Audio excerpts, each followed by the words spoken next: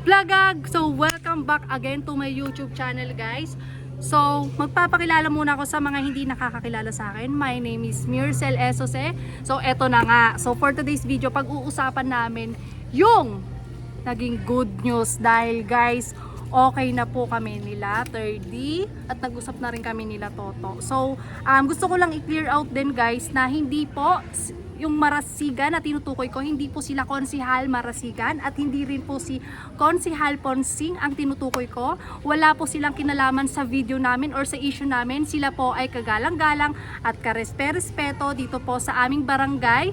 Marami po silang natulungan at isa na rin po ang pamilya ko doon. Natulungan po nila Konsihal Larry Marasigan at sa totoo lang naman po ay nagulat din ako kasi hindi ko expect na aabot kami sa ganito ng mga batang ito dahil nung una ay pumupunta lang sila dito sa salon ko hanggang sa nag-viral nga yung video nila sa TikTok hanggang sa nagkaroon kami ng tampuhan dahil nga sa hindi rin kami nakapag-usap ng ayos parehas na ano yung kumbaga ang gulo nung nangyari talaga. So hindi ko alam kung kumbaga sorry po, pasensya na po dun sa kasi magka-surname po sila. So, hindi po sila yung tinutukoy ko po.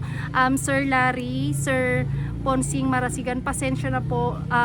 Alam ko pong malaking ano po to sa inyo, pero ako po ay kasalanan ko po. Hindi po sila yung binabanggit ko dun sa video. Wala po silang, hindi po sila kasama sa issue namin. Uulitin ko po.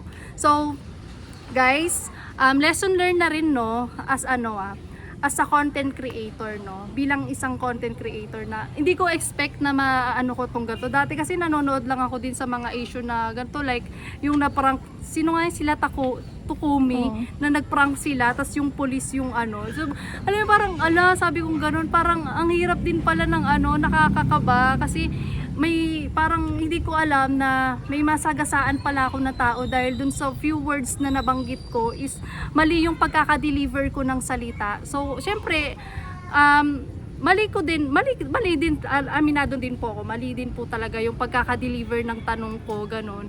Wala rin po naman akong intention na siraan at hindi ko rin po talaga expect na talaga, na ganito po ang mangyayari.